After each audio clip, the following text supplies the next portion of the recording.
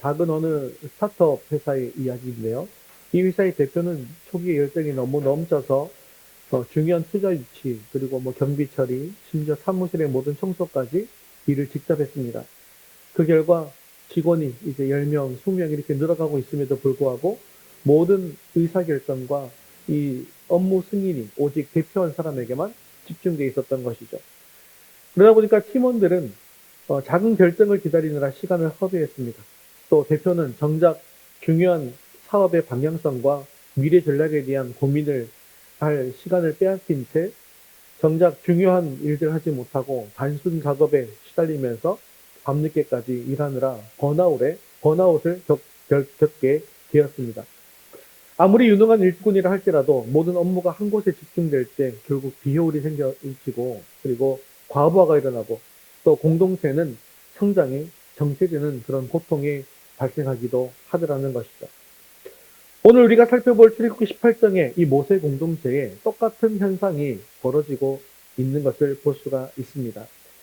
출애굽 후에 시내 광야에서는 이 모세는 이스라엘 백성들의 영적인 지도자였고 또 정치적인 지도자이기도 했습니다. 그리고 최고 재판관의 역할도 혼자 모세가 감당하고 있었습니다.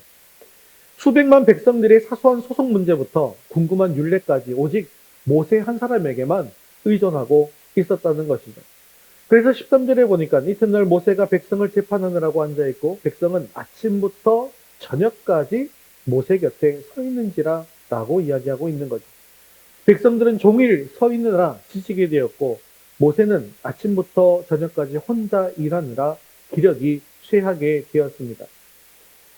이 모습을 장인인 이드로가 보고 있었습니다. 그리고 이 상황은 옳지 못하다라고 단언하고 있습니다. 이 옳지 못하다라는 말은 이 좋지 못하다라는 그런 말인데요. 창세기에서 아담이 홀로 있는 것에 대한 하나님의 평가와 같은 이야기입니다. 즉 모세가 아무리 위대한 지도자라 할지라도 지금 이 사역을 혼자 담당하는 것은 결국 창조 질서에 역행하는 일이고 결국 리더와 공동체 모두를 파멸로 이끌게 될 것이다 라고 하는 경고였던 것이죠. 사랑하는 성도 여러분, 우리가 성장하면서 또 기뻐하지만 또 그 이면에는 바로 이 모세의 고충도 있다는 사실을 기억하시기 바랍니다. 하나님의 나라가 확장되고 사역의 지경이 넓어질수록 우리는 개인의 열심만으로는 감당할 수 없는 그런 한계에 직면하게 되었습니다. 오늘 우리는 모세의 위기 상황을 통해서 하나님께서 우리에게 원하시는 건강한 사역 분담과 일꾼 세우기의 성경적 원리가 무엇인지를 깊이 깨닫는 그런 복된 시간 될 수 있기를 주님의 이름으로 축원합니다. 우리 첫 번째 같이 읽겠습니다. 과부와 리더십은 위험합니다. 모세의 리더십은 순수한 헌신에서 출발한 것이 맞습니다. 하지만 결과적으로는 비효율을 초래했다는 것이죠. 모세는 백성이 하나님께 물으려고 내게로 오미라 라고 했지만 이드로의 눈에는 단지 모든 것을 혼자 처리하고자 하는 그런 과부하 상태로 보였던 것입니다.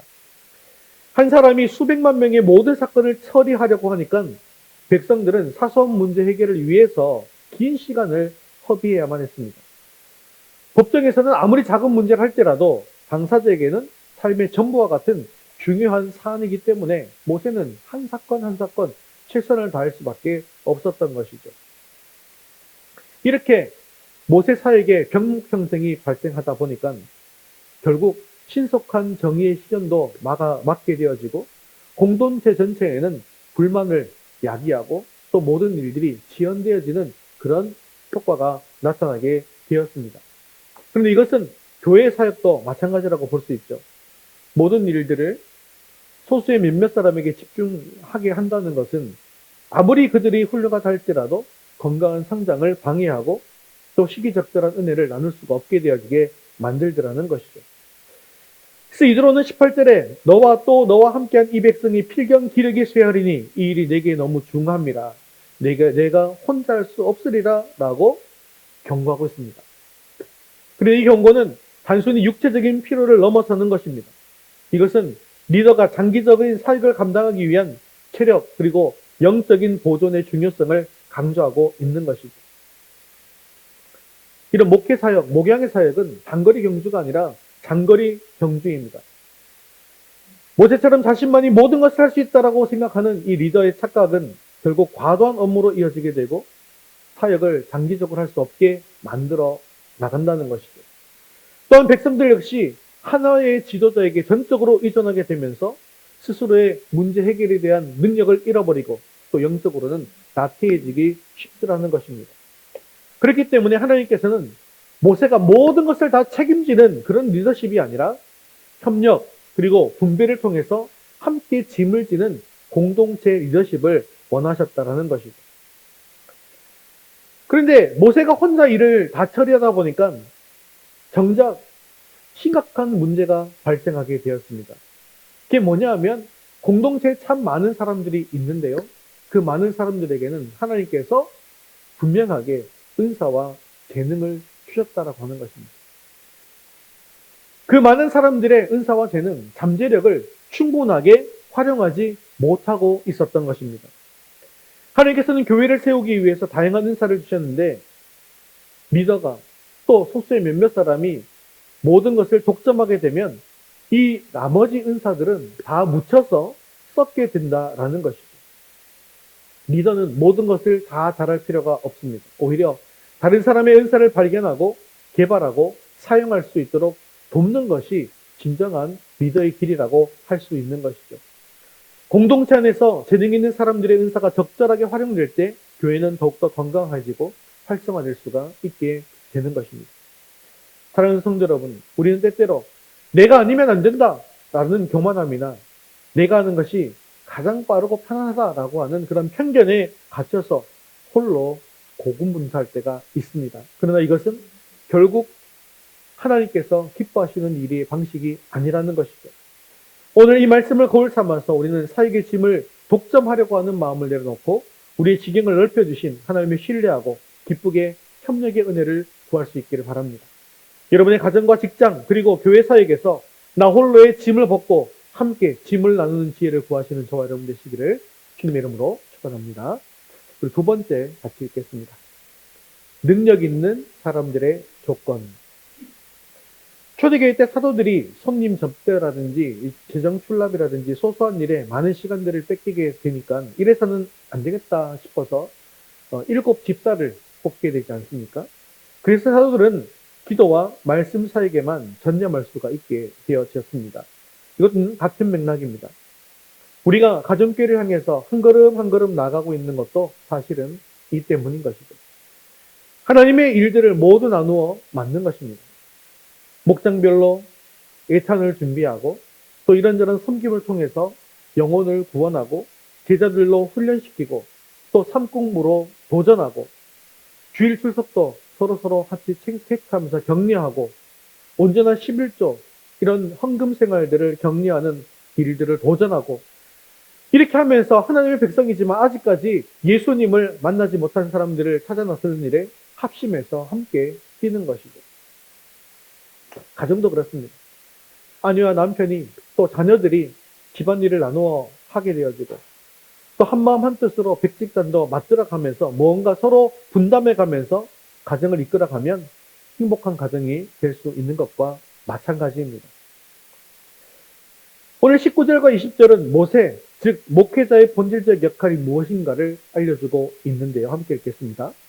너는 하나님 앞에서 그 백성을 위하여 그 사건들을 하나님께 가져오며 그들에게 율례와 법도를 가르쳐서 마땅히 갈 길과 할 일을 그들에게 보이고.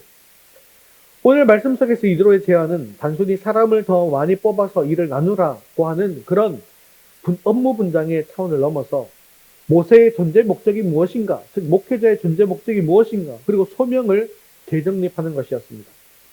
이로는 모세에게 너는 하나님 앞에서 그 백성을 위하여 그 사건들을 하나님께 가져오며 라고 말합니다. 즉 모세의 핵심 사명이 뭡니까? 백성의 대표로서 하나님과의 관계를 중재하는 것이라는 거죠. 그 다음에 해야 할 일은 그들에게 율례와 법도를 가르쳐서 마땅히 갈 길과 할 일을 그들에게 보이고 라고 하면서 말씀으로 양육하는 일이다라는 것을 이야기하고 있습니다. 모세는 행정가나 재판관이 되기 전에 선지자이자 교사였다라는 것이죠. 이처럼 교회 일꾼을 세울 때 가장 먼저 확립해야 할 것은 지도자들이 말씀을 가르치고 기도하는 본질적인 사명에 집중할 수 있도록 돕는 그런 시스템을 구축하는 것입니다. 그래서 모세는 장인 이드로의 충고를 받아들여 천부장, 백부장, 50부장, 10부장을 세우게 되죠. 그리고 그들은 사건의 경중을 따라서 그 일들을 서로 나누어서 맡게 되었습니다. 모세의 짐도 덜게 될 뿐만 아니라 일의 능률도 이제 오르게 되어지는 것이죠. 또 지도자급의 사람들이 이 일을 나누어 하게 됨으로써 그들의 사기도 올라가게 되어지는 효과가 일어나게 됐습니다. 즉 일거삼득의 효과가 주어지게 된 것이죠. 그래서 나중에 하나님이 모세를 불러서 시내산에 오르게 하실 때 40주 40야를 그것도 2번씩이나 백성들과 떨어져서 하나님과 교제하면서 율법을 받을 수 있게 되어진 것도 이런 체제 개혁을 했기 때문인 것이고, 모세는 율법을 가져오는 가장 중요한 일에 집중할 수 있었던 것입니다. 그런데 이도라가 제시한 일꾼의 자격 기준에는 세속적인 기준이 학력이나 재력이나 친분 이런 것과는 완전히 다른 것이었습니다.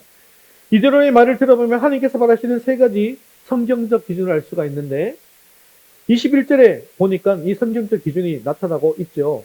너는 또 온 백성 가운데서 능력 있는 사람들 곧 하나님을 두려워하며 진실하며 불의한 이익을 미워하는 자를 살펴서 백성 위에 세워 천부장과 백부장과 50부장과 10부장을 삼아라고 이야기하고 있는데, 여기에 3가지 기준이 나타나고 있는데 이것은 일꾼에게 필요한 영성과 도덕성도 함께 함축하고 있습니다.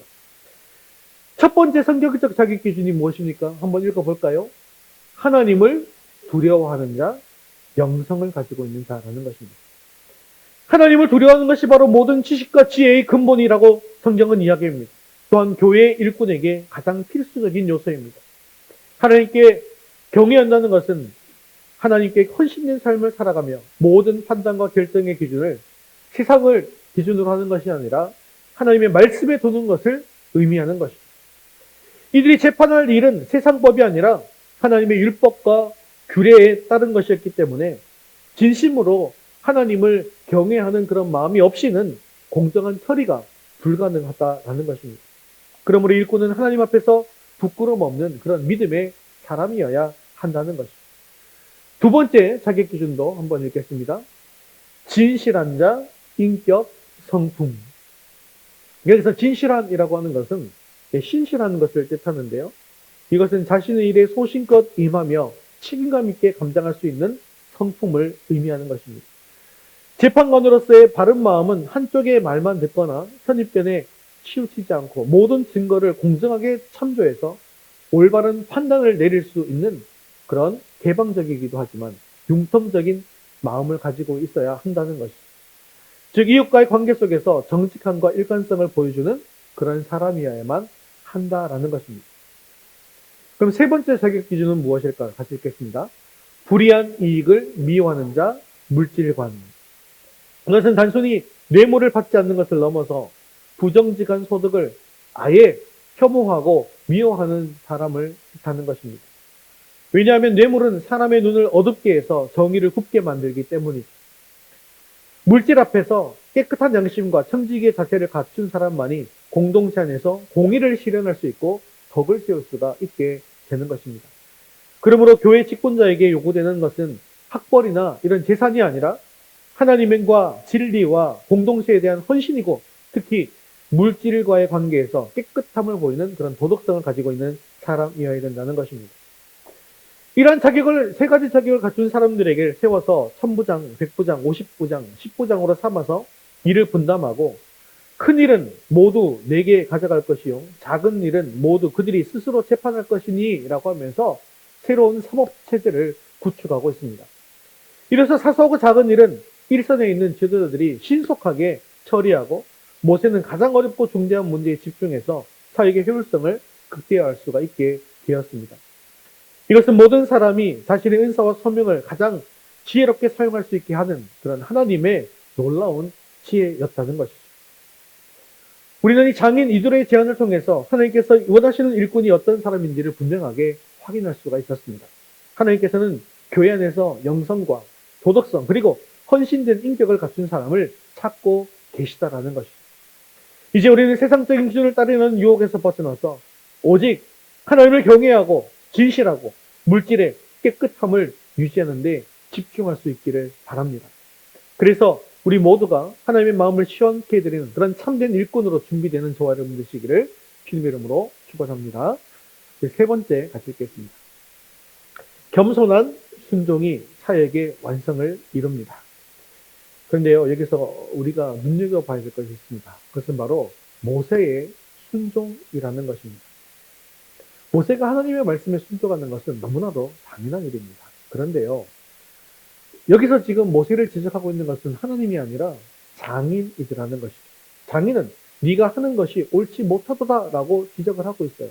그러면 장인이 어른이니까 뭐 장인이 말 듣는 건 당연한 거 아닌가 생각할 수 있지만 또 그런 것이 아닌 게 이 장인은요, 이방 족속입니다. 아무리 장인이라 할지라도 이방 족속인 그 장인이 자기에게 충고하는 것을 쉽게 받아들이기라는 것은 어려운 일이었을 수 있습니다. 하지만 모세는요, 이 장인의 지적에 대해서 조금 더 변명하거나 반발하지 않았다는 것이죠. 모세가 어떤 사람입니까? 율법의 수혜자입니다. 하나님께서 직접 대면해서 알던 그런 위대한 지도자였습니다. 하지만 24절에 보니까 이 모세가 자기 장인의 말을 듣고 그 모든 말대로 하여 라고 하면서 겸손하게 그 제안을 받아들였다는 것이죠. 이걸 속에서 우리가 살펴볼 수 있는 것은 이방인이라 할지라도 하나님의 지혜가 그에게 들어가고 또 그로 인해서 우리에게 하나님의 지혜가 올 수도 있다. 즉 다른 사람들을 통해서 하나님의 지혜가 나에게 올 수도 있다라는 사실을 우리에게 보여주고 있는 것입니다. 이 모세 순종으로 인해서 이스라엘의 정의사회가 구현될 수 있는 사법제도의 토대가 마련되어 지어졌고 이것은 훗날 시내산에서 주어질 십계명과 율법이 이스라엘 백성들의 삶 속에서 구체적으로 실행될 수 있는 현실적인 그런 장치가 되게 되었다는 것입니다. 놀라운 것은 모세가 이것을 실행했고요. 그리고 이도로가 귀향을 하게 되죠. 그 이후에 모세와 공동체 전체는 서로 윈윈하면서 엄청난 평안을 경험하게 되었다는 것입니다. 도대체 어떤 부분에서 서로 윈윈할 수 있었던 것일까요? 모세는 어떤 부분에서 이겼을 수 있을까요? 모세는요, 지금까지 가졌던 과도한 업무의 짐에서 벗어나서 건강을 보존할 수 있게 되었습니다. 또한 재판에 빼앗기던 시간을 하나님과 교제하고 말씀 사역에 집중하는 데 투자할 수가 있게 되었습니다. 이제 그에게 주어진 소명을 더욱더 잘 감당할 수 있는 환경이 조성된 것이죠. 그래서 모세는 하나님 앞에 더욱더 강력한 모습으로 나갈 수가 있게 된 것입니다. 또 한편으로는 새로 세워진 일꾼들도 윈할 수 있게 되어진 것입니다. 원래 능력 있던 사람들은 자신의 은사를 사용할 수 있는 기회가 없었는데 이제는 자신의 은사를 공동체를 섬기는데 사용할 수 있는 기회를 얻게 되었다는 것입니다. 자신의 재능이 썩지 않고 공동체의 유익을 위해 사용될 때 일꾼들은 사역에 대한 확신과 자부심을 갖게 되는 것입니다.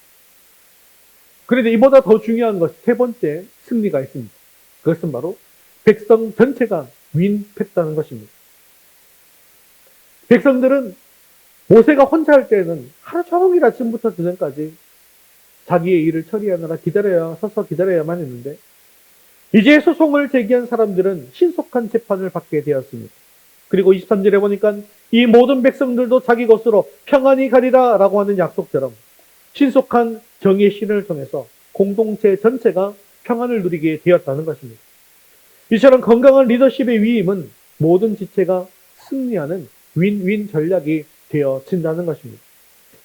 하지만 이 모든 아름다운 시스템이 영원히 지속된 것은 아니죠. 모세가 지도력을 위임하고 시내산에 올라간 이후에 하늘의 백성들은 또한 어떻게 합니까? 곧바로 금송아지를 만들어서 우상을 섬기고 죄에 빠지게 되어지죠.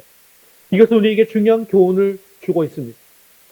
사람들의 마음에 근본적인 변화가 없는 상태에서 아무리 훌륭한 시스템과 제도를 도입한다 할지라도 그 시스템은 실패하게 되어 있다는 것입니다. 일꾼을 세운다라고 하는 것은 업무 분담이 앞서서 신앙훈련이고 제자 삼는 훈련을 하는 과정입니다. 시스템은 일시적인 효율은 가져다 줄 수 있습니다. 하지만 오직 변화된 인격과 신실한 사람만이 그 시스템을 생명력 있게 유지해 갈 수가 있는 것이죠. 그러므로 우리는 먼저 주님의 인격을 본받고 자기를 부인하고 자기 십자가를 지고 끝까지 주님을 따르겠다고 하는 그런 참된 제자의 각오가 있어야만 하더라는 것입니다. 사랑하는 성도 여러분, 이제 우리는 모세의 겸손과 이들의 지혜를 통해서 서로 짐을 나누어지는 지혜가 얼마나 귀한 축복인지를 깨닫게 되었습니다. 또한 우리는 하나님의 뜻을 제대로 알고 하나님이 세우신 우선순위에 따라 살아가는 지혜로운 성도가 되어지기를 결단하셔야 합니다.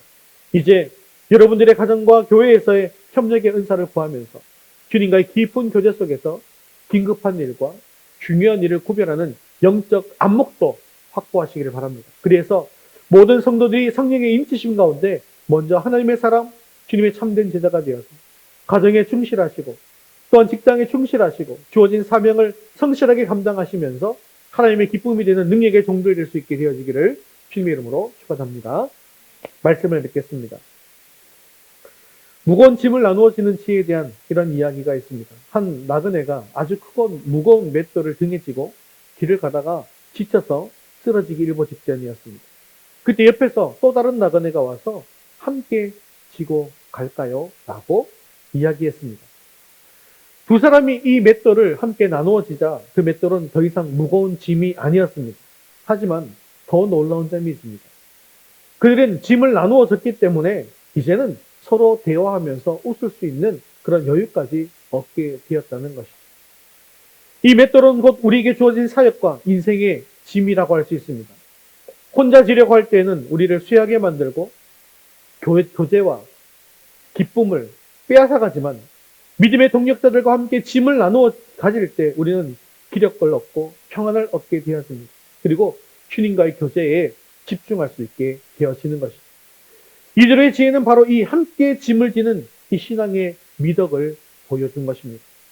사랑하는 성도 여러분, 오늘 우리는 모세의 위기, 이들의 지혜, 그리고 모세의 겸손한 순종이 이스라엘 공동체에 가져온 그런 평안의 역사를 함께 살펴보았습니다. 과부와 리더십은 결국 모두를 지치게 하고 사역을 비효율적으로 만들 뿐만 아니라 공동체가 하나님께서 주신 은사를 낭비하게 만드는 그런 위험을 안고 있습니다. 그러나 우리는 하나님을 두려워하며 진실하며 불의한 이익을 미워하는 능력 있는 일꾼들을 세움으로써 사역의 짐을 건강하게 분담할 수 있습니다.